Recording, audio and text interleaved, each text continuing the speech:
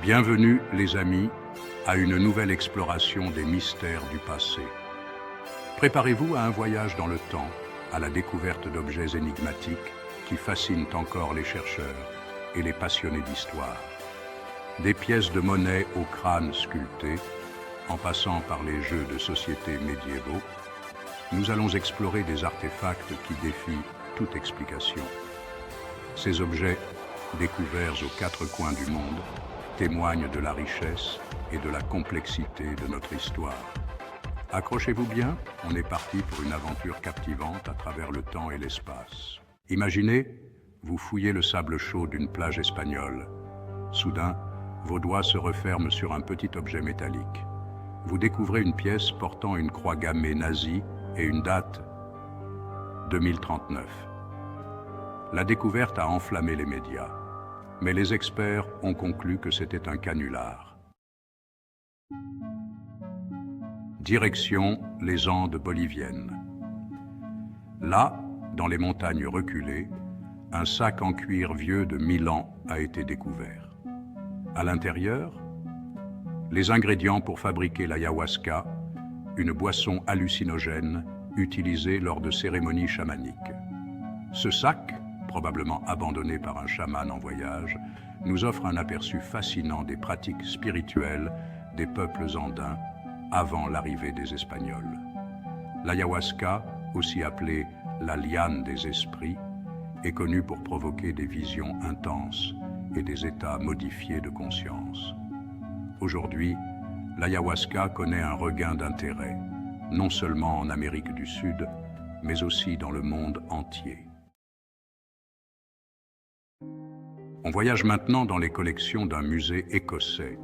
Figurez-vous qu'une petite figurine en os de baleine y a refait surface après plus de 150 ans d'oubli.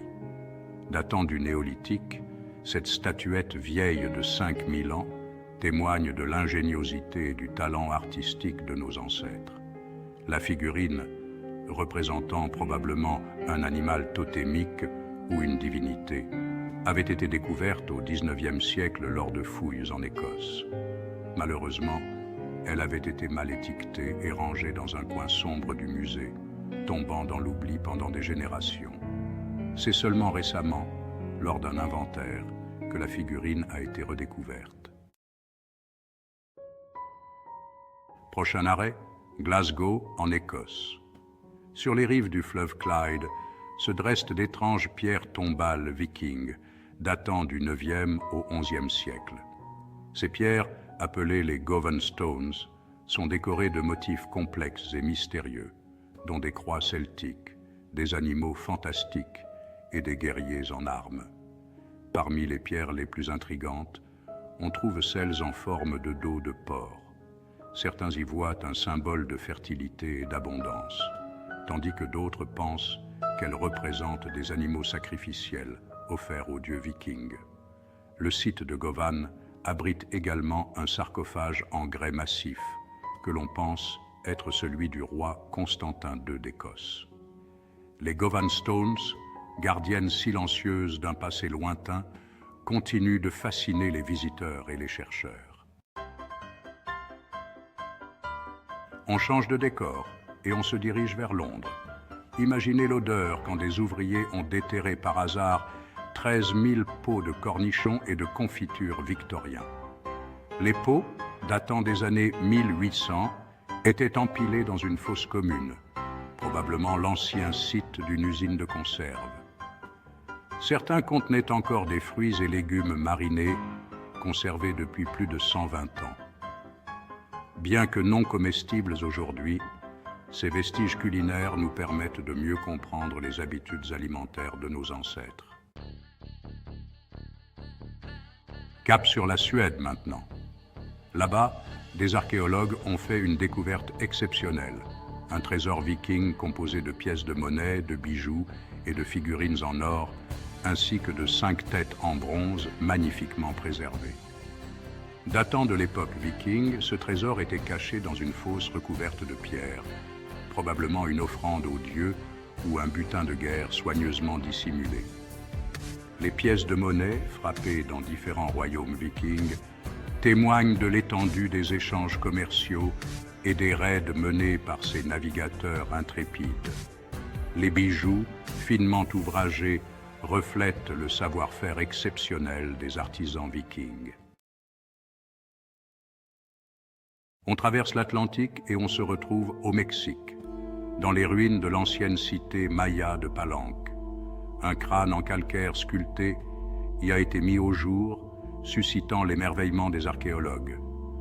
Ce crâne, datant de l'époque classique maya, soit de 250 à 900 après Jésus-Christ, représente un visage humain aux traits réalistes, portant une coiffe complexe et des ornements d'oreilles. Mais ce qui rend cet artefact si intrigant, c'est sa forme inhabituelle. Le crâne est aplati à l'arrière, comme s'il avait été intentionnellement déformé. Il est donc possible que ce crâne sculpté représente un de ces casques, stylisé à l'image d'un joueur ou d'une divinité protectrice. Saviez-vous que les Amérindiens utilisaient des carapaces de tortue comme instrument de percussion lors de leurs cérémonies et de leurs danses? Pour les Amérindiens, la tortue était un animal sacré, symbole de la terre-mère et de la création du monde. Les tortues à sonnailles étaient donc bien plus que de simples instruments de musique. Elles nous rappellent le lien étroit qui unit les peuples autochtones à la nature et le pouvoir évocateur de la musique. Retour en Angleterre. Une fouille a révélé une nécropole anglo-saxonne riche. 154 squelettes et 3000 artefacts exhumés. Les objets reflètent le statut social et les occupations. Armes, outils, bijoux, poteries et nourriture pour l'au-delà. Les parures montrent l'importance de l'apparence et du statut. Imaginez un glacier colossal fondant lentement, révélant des trésors enfouis depuis des millénaires.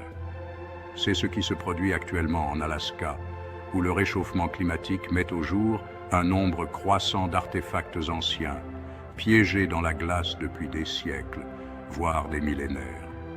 Des scientifiques écossais, en collaboration avec les communautés autochtones locales, ont excavé plus de 50 000 objets dans les glaciers fondants d'Alaska. Parmi ces vestiges du passé, on trouve des outils en pierre, des armes de chasse, des objets du quotidien, des vêtements en peau de caribou et même des masques rituels en bois magnifiquement sculptés.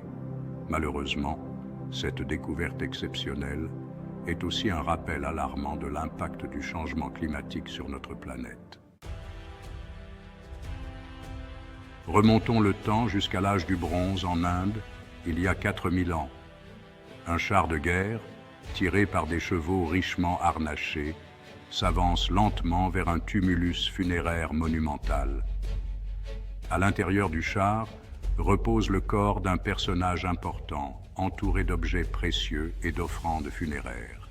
Le char, en bois et en cuivre, était accompagné de 2 cercueils en bois, contenant les restes d'un homme et d'une femme.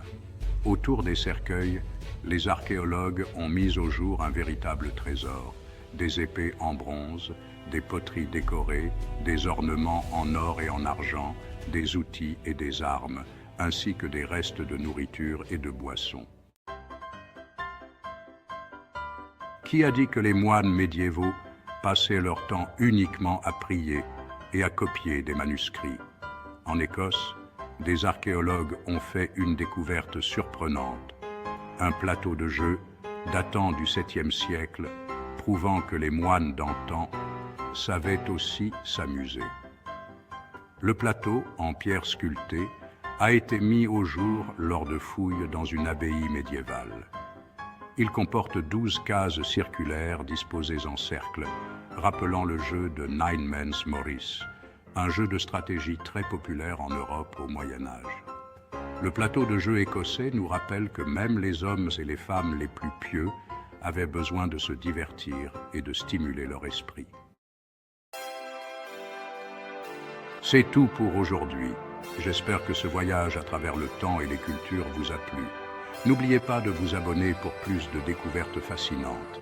Alors rejoignez-moi pour explorer les coins les plus reculés de notre planète et percer les énigmes de l'histoire.